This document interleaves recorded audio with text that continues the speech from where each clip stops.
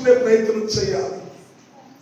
అలాంటి రక్షణ లేని వారికి ఆ రక్షణలో ఉన్న విలువని చెప్పి నువ్వు నడిపించుకోవడం అది నీ బలము, అది నీకు బలము, అది నీ బిడ్డలకి యోగ్యత. ఒక మాట అంటాడు దానియేలు గ్రంథంలో 12వ అధ్యాయంలో చూడండి. దేవునికి స్తోత్రం కలుగును గాక. దానియేలు గ్రంథము 12వ అధ్యాయం, దేవునికి మహిమ కలుగును గాక. హల్లెలూయా. 12వ అధ్యాయము ప్రియమైన బిడ్డలారా 3వ వచనం చూడండి. బుద్ధిమంతులైతే ఆకాశ మండలములోని జ్యోతులను పోలిన వారై ప్రకాశించెదరు. నీతి మార్గములను అనుసరించి నడుచుకున్నట్లు ఎవరైతే అనేకులను త్రిప్పుదురో వారు నక్షత్రముల వలె నిరంతరము ప్రకాశించెదరు. దేవునికి స్తోత్రం చెప్పండి. హల్లెలూయా, హల్లెలూయా. నువ్వు బుద్ధిమంతుడు అయితే అది నీకే లాభం అని అన్నాడు. భక్తుడు రాస్తున్నాడండి ఈ మాట. నువ్వు బుద్ధిమంతుడు అయితే ఈ మాట నా మేలుకేనయ్యా, ఈ మాట నా కుటుంబము మేలుకేనయ్యా, ఈ మాటలు నా బిడ్డల మేలుకేనయ్యా, ఈ మాటల వలన మేము కట్టబడాలని ఎవరైతే బుద్ధి పూర్వకముగా ఈ మాటలు విని ప్రభువు యేసుక్రీస్తునకు లోబడగలుగుతారో వారు అంటున్నాడు, బుద్ధిమంతులైతే ఆకాశ మండలములోని జ్యోతుల వలె మీరు ప్రకాశిస్తారు. నేను స్తోత్రం కలుగును. హల్లెలూయా. చూడండి, జ్యోతులు చూడండి. సాయంత్రం అవ్వగానే చంద్రుడు కాంతిని ఇవ్వటానికి వచ్చేస్తాడు. ఉదయం అవ్వగానే సూర్యుడు రెపరెపలాడుతా దేవుని బిడ్డలారా మంటలు మండిస్తూ బయటకు వచ్చేస్తా ఉంటుంది. అవి ఎలా ప్రకాశిస్తున్నాయో, అవి కాలము తప్పిపోకుండా, సమయము వృధా కాకుండా ఎలా అవి ప్రకాశిస్తున్నాయో, నువ్వు బుద్ధిమంతుడు అయితే ఈ ప్రపంచానికి అలాంటి ఎలుగునిచ్చే జ్యోతి వలె నువ్వు ప్రకాశిస్తావు. దేవునికి స్తోత్రం కలుగును. రెండో మాట, విలువైన మాట అంటున్నాడు, నీతి మార్గమును అనుసరించి నడుచుకున్నట్లు. ఏ మార్గం అంటండి? నీతి మార్గం. నీతి అనే మాట అర్థం ఏంటి తెలుసా? నీతి నిప్పుతో సమానం అంట. ఏంటండి? నీతి అనేది నిప్పుతో సమానం. ఇదేంటయ్యా, నీతికి నిప్పుకి పొంతనేంటి అనవచ్చు నీవు. దేవుని స్తోత్రం కలుగును. హల్లెలూయా. నీతికి నిప్పుకి పొంతనేంటంటే నీతి అనేదంట చెడుకి ఎప్పుడు దూరముగా ఉంటుందంట. నీతి దాని ప్రత్యేకత. దేవునికి స్తోత్రం కలుగును. ఒకవేళ చెడు దగ్గరకు వస్తే ఆ చెడుని నిర్మూలన చేసే పని నీతికి కలిగి ఉంది. నీతిని జయించలేని చెడు ఎప్పటికీ నీతిని నిర్మూలించే సత్తమ నీతికి ఉంది. అలాగే ఇప్పుడు నిప్పుకున్న లక్షణం తెలుసా? చెప్పండి. నిప్పుగా అంటుకుంటే ఏమైంది? కాలింది. బాగున్న శరీరాలు బొమ్మ వచ్చింది. చెట్టుండా చోట నిప్పుని పారేయండి. నిప్పుకున్న లక్షణం ఏంటి? చెడుని కాల్చడం నిప్పుకున్న లక్షణం. అందుకని చూడండి, అక్కడ డంపింగ్ యార్డులు ఉంటాయి. ఈ గ్రామాల్లో ఉన్న చెత్త అంతా తోలిగా కొట్టేసి ఏం చేస్తారు? ఇది చెత్తరానిందా చెత్తను తగలబెట్టడమే నిప్పుకున్న పని. అర్థమవుతుందా? ఏది మనిషిని చెడగొడుతుందో, ఏది మనిషిని పాడు చేస్తుందో, ఏది మానవ జీవితాన్ని విలువ లేకుండా చేస్తుందో, ఆ విలువ లేకుండా చేసే చెడుని కాల్చడమే నిప్పుకున్న పని. దేవునికి స్తోత్రం కలుగును. హల్లెలూయా. అందుకనే నిప్పుతో కాల్చబడింది నీతి. దేవునికి స్తోత్రం కలుగును. ఇప్పుడు ఈ నీతి ఏం చేస్తుంది? నీతి మార్గమును అనుసరించి నడుచుకున్నట్లు ఎవరైతే, చూడండి, ఎవరైతే అనేకులను త్రిప్పుదురో వారు ఆకాశమందలి నక్షత్రముల వలెనంట నిరంతరము ప్రకాశిస్తారు. సూర్యుడు పగలే కనబడింది, రాత్రి కూడా కనబడిందా? కనబడదు. చంద్రుడు రాత్రే కనబడతాడు, పగలు చుక్కలు నక్షత్రాలు పగలో రాత్రి కనబడతానే ఉంటాయి. అది మనకి కాదే సూర్యుడి వెలుగును బట్టి పగల కనబడదు, కానీ మబ్బు పట్టిన గడియలలో కనబడతా ఉంటాయి. దేవుని స్తోత్రం కలుగుతుంది. నక్షత్రాలంట పగలో రాత్రి ప్రకాశిస్తాయంట. దేవుని వాక్యం అంటుంది, ఒక చెడులో ఉన్న వ్యక్తిని, ఒక దారి తప్పిన వ్యక్తిని, ఒక పడిపోయిన వ్యక్తిని, ఒక దుర్గతములో ఉన్న వ్యక్తిని, ఒక రోగముతో ఉన్న వ్యక్తిని, ఒక బలహీనములో ఉన్న వ్యక్తిని, ఒక యోగ్యత లేని వ్యక్తిని, ఒక నెమ్మది లేని వ్యక్తిని ఎవరైతే ప్రభు దగ్గరికి తమ మాటల చేత, తమ మంచి ప్రవర్తన చేత నడిపించగలుగుతారో వారు నిరంతరము ప్రపంచములో ఆ నక్షత్రాలలో ప్రకాశిస్తున్నాయో అలాంటి ప్రకాశించే జీవితాన్ని దేవుడు వారికి కలగజేస్తున్నాడు. దేవునికి స్తోత్రం హల్లెలూయా. వారికి రాత్రి గాని పగలు గాని తేడా లేకుండా నిరంతరము ప్రకాశిస్తారంట. ఒకటి, నీతి మార్గంలో నువ్వు నడుస్తూ చెడు అంటుంది కానీ అంటుకొనకుండా నిన్ను కాపాడుకోవాలి. ఇది నీతిమంతుడుకున్న లక్షణం. అందుకనే నిప్పు దగ్గరకు ఏదొచ్చినా కాలిపోయింది అంతేనా? లేకపోతే నీ నిప్పును కాల్చిందా? ఇంకా అదే కాల్చి ఇంకా ధాన్యం కాల్చింది. నిప్పు దగ్గరకు ఏదొచ్చినా కాలిపోయింది. అలాగే నువ్వు నీతి కలిగి ఉంటే చెడు నీ దగ్గరకు ఏ కోణములో, ఇక్కడ పౌలు భక్తుల ప్రయాసం అదే, మీరు ఏ విధానంగానైనా సరళత నుండి తొలగిపోతారనే నాలో ఒక బాధ అయ్యా అంటున్నాడు. ఏ విధము చేతనైనా అంటే కొన్ని ఆకర్షణీయమైనవి ఉంటాయి ఈ లోకంలో, నిన్ను పక్కకు తొలగించడానికి. అది మాటల వలనో క్రియల వలనో, అది ఏ రీతిగానైనా దాని గురి ఏంటంటే నిన్ను గురి తప్పించడమే. లోకానికి ఉన్న గురి ఏంటి? నిన్ను గురి తప్పించడమే. స్తోత్రం కలుగును. హల్లెలూయా. కనుక ప్రియమైన దేవుని బిడ్డలారా, బుద్ధిమంతుడంటే వినగలిగిన వాడు, దేవుని మాట వినే జాగ్రత్తగా వినేవారు బుద్ధిమంతులు. వారు జ్యోతుల వలె ప్రకాశిస్తున్నారు. కానీ నీతిని అనుసరించి నడుచుకొని అనేకులను ఒక మంచి మార్గంలోనికి మంచి మాటలతో నడిపించేవారు నక్షత్రాల వలె ప్రకాశిస్తారు. దేవుని స్తోత్రం చెప్పండి. హల్లెలూయా. హల్లెలూయా. కనుక అలాంటి యోగ్యమైన సరళతను మనం కలిగిన వారమై ఉండాలి. దేవుని స్తోత్రం కలుగునుగా. అందుకని పౌలు భక్తుడు అంటున్నాడు, మీరు రక్షణ పొందారు, మారు మనసు పొందారు, బాప్తిస్మం పొందారు, ప్రభు శరీరము తింటున్నారు, జాగ్రత్త. దేవుని స్తోత్రం కలుగునుగా. అవము వంటిదే ఆ ప్రియ సర్పము కుయుక్తి చేత మోసగించబడింది. కనుక క్రీస్తు ఎడలనున్న సరళత నుండి, పవిత్రత నుండి ఎట్లయినా తొలగిపోతారనే భయముతో ప్రార్థిస్తున్నాను. దేవునికి స్తోత్రం కలుగును. సరే, ఎలా తొలగిపోతామో ఒకటి రెండు మాటలు చెప్తాను. దేవుని స్తోత్రం కలుగునుగా. చూడండి, సమయం అయిపోయింది. దేవునికి స్తోత్రం కలుగునుగా. హల్లెలూయా. దానియేలు గ్రంథం ప్రియమైన దేవుని బిడ్డలారా 1వ అధ్యాయం 8వ వచనం చూడండి. దానియేలు గ్రంథం 1వ అధ్యాయం. రాజు భుజించు భోజనము పానమయు ద్రాక్షరసమును పుచ్చుకొని మమ్ములను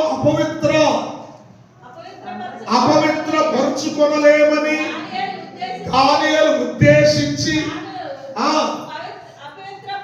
అపవిత్రుడు కాకుండానట్లు వాటిని పుచ్చుకోకమని అధిపతితో, దేవునికి స్తోత్రం కలుగునుగా, నపుంసకుల అధిపతిని వేడుకున్నాడంట దానియేలు. ఏంటి? బబులోను దేశములకు చెరగా వెళ్ళారు యూదులు. ఆ యూదులలో యవనస్తులు అనబడిన వారు, ఆ యవన బిడ్డలు ప్రియమైన బిడ్డలారా, వారు దాస్యమనే కాడి కిందకి వెళ్ళారు. కనుక రాజు ఏది ఆజ్ఞాపిస్తే అది తినేవారై ఉండాలి. కానీ వారందరిలో యోగ్యమైన ఆలోచన కలిగిన వాడు దానియేలు, దేవుని మనస్సు కలిగిన వాడు దానియేలు, దేవుని నీతిని కలిగిన వాడు దానియేలు, దేవుని యథార్థతను కలిగిన వాడు దానియేలు, ప్రార్థనాపరుడు, దేవుని ఎడలో లోబడగలిగిన సాత్వికమైన మనస్సు కలిగిన వాడు దానియేలు. దానియేలు అంటాడు, మొదట ఆలోచించాడంట, రాజు బుధించే భోజనము చేసి మమ్మల్ని మేము అపవిత్రపరచుకోలేము. స్తోత్రం కదా. ఏదైతే ఏమందులే ఒక్కరోజు తినేద్దామని అనుకున్నాడా? చెప్పండి. చెడు ఎంత కావాలండి? చెప్పండి. చెడు ఎంత కావాలి? దేనికి స్తోత్రం కలుగు. హల్లెలూయా. చెడు కొంచెమైన సాల్, పులిపిండంట కొంచెం సాలంట. అందుకని బిందిని పాలలో తోడు ఎంత పోతారండి? బిందిని పోతారా? బిందిని పాలలో బిందిని మజ్జిగ పోతారా? పోయిన 1 గ్లాసుల మజ్జిగ ఎత్తుకొచ్చి పోస్తే బిందిని పాలు ఏమైపోతాయి? పులిసిపోతాయి, పెరుగైపోయి. పాపం ఎంత కావాలి? చెడు ఎంత కావాలి? నువ్వు తప్పిపోవడానికి ఎంత అవకాశం కావాలి? ఎన్నో రోజులు అవసరం లేదు. ఇక్కడ దానియేలు, షద్రకు, మేషకు, అబేద్నెగోలు ఇంకా వారితో ఉన్న యవనులు చల్లారికి వెళ్ళారు. ప్రియమైన ఒక నపుంసకుడు, రాజుక సంరక్షకుడైనటువంటి నపుంసకునిక అధిపతి చేతికి అప్పగిస్తే ఇప్పుడు ఆ అధిపతి ఏది నియమిస్తుంది తినాలి వీరు. కానీ అంటాడు, ఒక రోజున ఆకలితో అలమటించైనా ఉన్నా పర్లేదయ్యా, లేదా ఒక 10 రోజులు మేము ఆహారం తినకపోయినా పర్లేదయ్యా, మా ముఖాలు తిన్నట్లుగానే ఉంటాయి, కానీ ఈ అపవిత్రమైన తిని మాకున్న నీతిని పాడు చేసుకోలేము. అర్థమవుతుందండి? దేవుని విలువ తెలియాలి. కుటుంబాలు శోధించబడమంటే ఊరిని శోధించబడాలి. అర్థమవుతుందా? చెడు అనేది ఎక్కువ అవసరం లేదు. కూసినంత పులిపిండి ఉంటే చాలు, జీవితమే పాడైపోయింది. బుద్ధిహీనత త్రాసులో ఎంత ఉండాలండి? కొంచెం ఉండా చాలంట. బుద్ధిహీనత కొంచెం ఉండా చాలంట, విలువంతటిని పాడు చేస్తుందంట. విలువను పాడు చేస్తుంది. ఏదో ప్రేమదే బిడ్డలారా మనం అనుకుంటాం, ఆ ఏముందలే ఒక్కరోజేగా, ఏముందలే ఎవరు చూస్తారనుకుంటాం. దేవునికి స్తోత్రం కదా. అందుకే పెద్దలాడు సామెత ఏమంటుందంటే, తల్లి ఔపత్యం చేస్తేనంట దాని సూచన ఎక్కడ కనబడింది? పిల్ల మీద కనబడిందంట. ఎందుకని? తల్లి తింటుందండి, పిల్ల మీద కనబడుతుందండి. అంటే తల్లి వయస్సు ముదిరి ఉంటుంది, ఆమెలో ఇమ్యూనిటీ అనేది ఎక్కువగా ఉంటుంది, చిన్నపిల్లలో ఇమ్యూనిటీ అనేది తక్కువగా ఉంటుంది. అందుకనే మనం తిన్న ఆహారం పాలు తాగే పిల్లలు పెడితే అరించుకుంటుందా? అరించుకోలేదు. ఏమవుతాయి? వాంతులు అవుతాయి, లేదా కడుపు నొప్పి వచ్చింది. ఎందుకని? వాళ్ళలో ఉన్న ఇమ్యూనిటీ చాలా తక్కువగా ఉంటుంది. మనం తింటున్నామని చెప్పేసి మాంసం ముక్కలు వేసి పాలు తాగే పిల్లలు పెడితే అరిగిందా? సాయంత్రం కడుపు పట్టుకుని ఏడ్చింది. అలాగే ఆ ప్రియమైన బిడ్డ తల్లి ఔపత్యం చేసిందని రుజువు ఏంటంటే పిల్లలో తేడా వచ్చేసింది. అర్థమవుతుందా? దేవుని స్తోత్రం కలుగు. అలాగే నువ్వు అనుకుంటావు, ఆ ఏమందలే నన్ను ఎవరు చూశారులే అని నువ్వు అనుకోవచ్చు, కానీ మార్పు నీ కుటుంబంలో కనబడింది. ఏంటో మాట చూడండి, ఒక మాట. దేవునికి స్తోత్రం కలుగు. హల్లెలూయా. ప్రియమైన బిడ్డలారా ఒక మాట చూడండి. ఆదికాండం 4వ అధ్యాయం 4వ వచనం చూడండి ఒకసారి. 5వ వచనం చూడండి.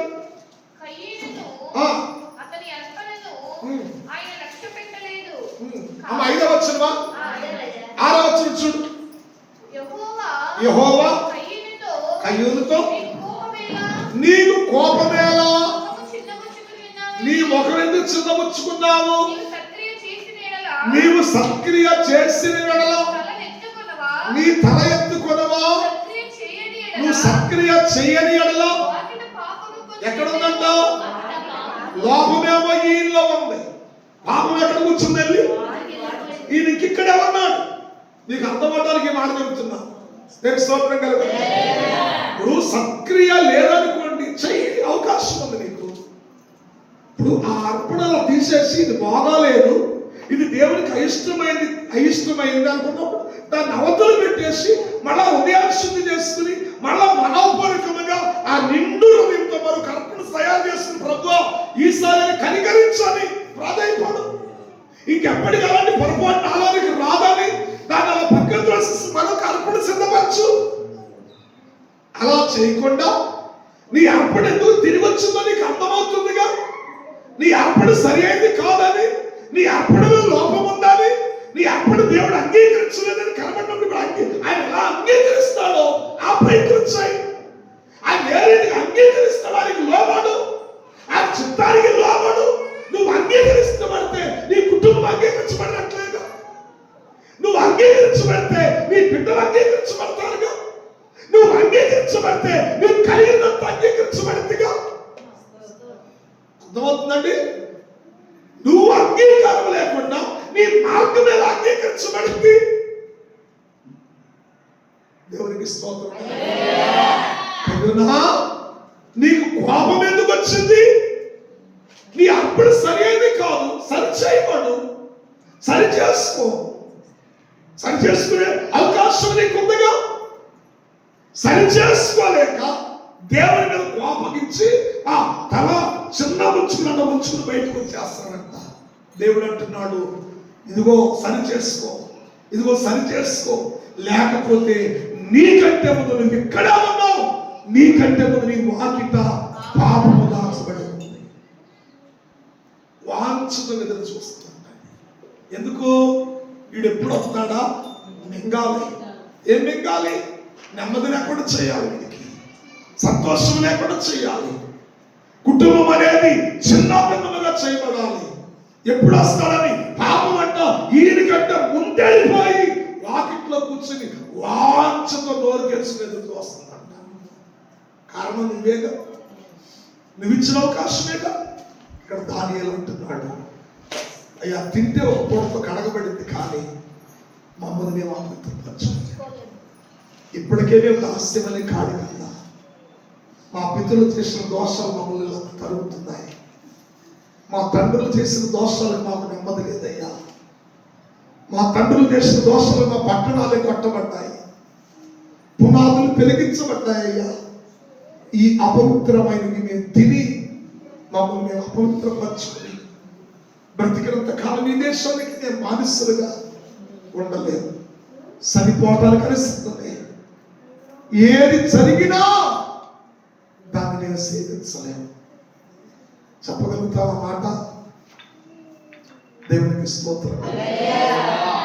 నువ్వు ఎక్కడ ఉన్నా ప్రభు నీ ఎదుట ఒక సరళతను ఉంచాను, ఒక క్రమాన్ని ఉంచాను. క్రమం తెలియక బ్రతుకుతున్న క్రైస్తవుడా, క్రమం తెలియక బ్రతుకుతున్న విశ్వాసి, సంఘం యొక్క క్రమం ఏంటో నీకు అర్థమవుతుందా? సంఘానికి ఉన్న నియమం ఏంటో అర్థమవుతుందా? సంఘమందరూ దేవుని మందిరంలో క్రమంగా కూడుకుని ప్రార్థన చేస్తుంటే, ఇంటి దగ్గర పండుకొని ఇష్టానుసారంగా స్థలాల్లో శికారం చేస్తుంటే, ఇది భక్తి అనే జీవితంలో ఇది కాదని కొట్టబడటానికి కారణం, ఇది కాదని జీవితం నెమ్మది లేకపోవడానికి కారణం. నువ్వు ఎక్కడుండాలి? సంఘమంతా కలిసి ప్రార్థిస్తున్నారే, సంఘ క్రమంలో కూడుకున్నారే, నీకెలా నిద్ర పడుతుంది? నీకెలా ఎలపల బ్రతకాలని అనిపిస్తూ ఉన్నది? నువ్వు కూడా కలిస్తే నీ కుటుంబం ఎంత దీవెనకరంగా మార్చబడింది. యాదన పడుతున్నాడు పండుగ, సర్వత్ర నుండి తొలగిపోతా. ఇంత మధ్యాహ్నం ప్రార్థన స్థలంలో ఉండగా మంచి ఆకలి అయిందంట. ఎవరికి? పేతురు గారికి. అప్పుడు భోజనాలు ఇక తయారు చేస్తానే ఉన్నారు. ఆకలి అయిందని జరగగానే ఇప్పుడు దేవుడు చిన్న పరీక్ష పెట్టాడు. అక్కడ ఒక దుప్పటి, 4 చెక్కులు కలిగిన దుప్పటి అంట అలా దిగి వచ్చిందంట పేతురు ముందుకి.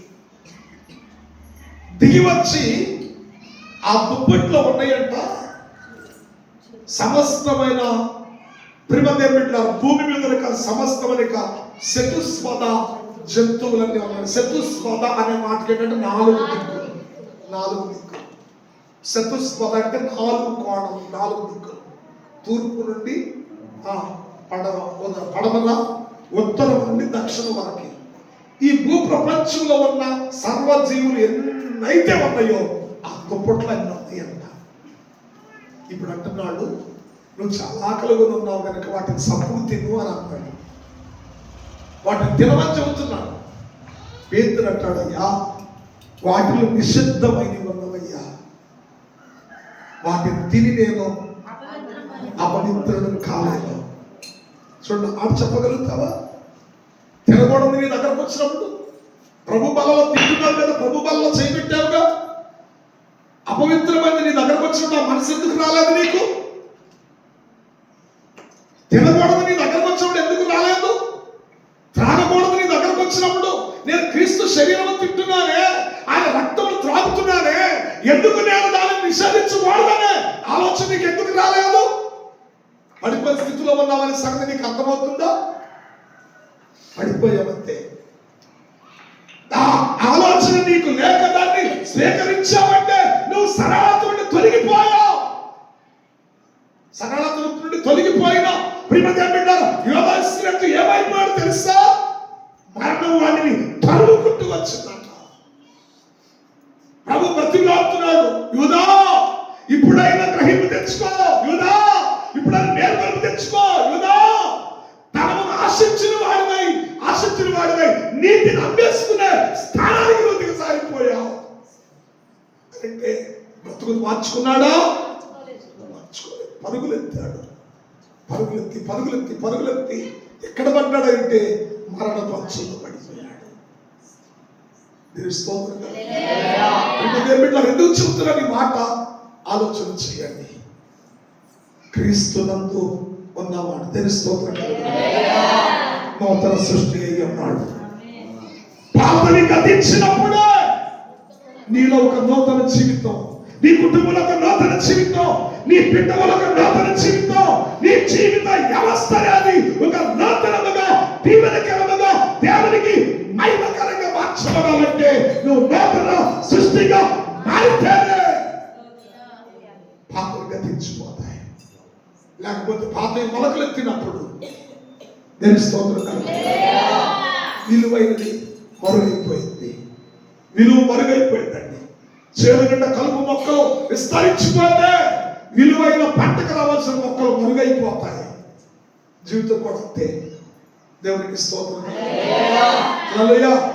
పౌలు భక్తుడు అంటున్నాడు, అయ్యా నీనే కాదు, ఆ సర్పము తన కుయుక్తి చేత మన పితరులైన మన తల్లి గారు ఆది మానవుల అవ్వమ్మలు కూడా కుయుక్తిని కనుగొనలేక అయ్యా మాటల చేత మోసపుచ్చబడి వారు త్రోసివేయబడి మానవ జాతి మీదకి భయంకరమైన మరణం అనే శాపమును తీసుకుని వచ్చారయ్యా.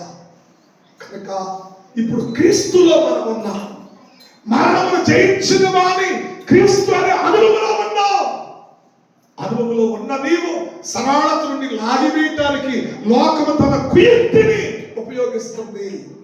దాన్ని గ్రహించిన వాడిని ముందుకు అడుగేయమని హెచ్చరిక చేస్తూ మిమ్మల్ని గూర్చి ఏ విధము చేతనైనా మీరు తొలగిపోతానని భయముతో భక్తి చేస్తున్నానని చెప్పాడు.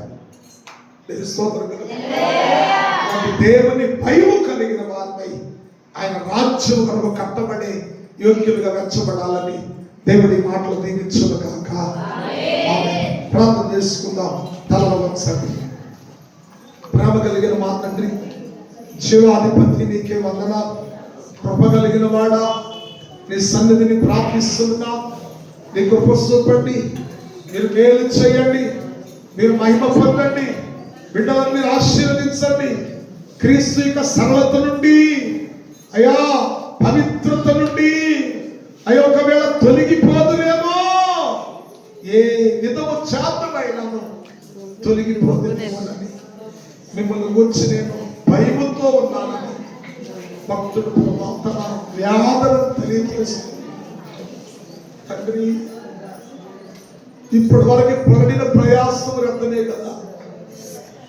ఇంతకాలం జీవించిన ఆ నిష్ఠకరమైన జీవిత ప్రధానే కదా తండ్రి. జీవితకాలం అంతా దినదినము అయ్యా నిన్ను మా ఎదుట నుంచుకుని నీ వైపు చూస్తూ మా మార్గములు మేము సరళము చేసుకుంటూ బ్రతికేవారమే ఉండుటకు గొప్ప దయ చేయండి.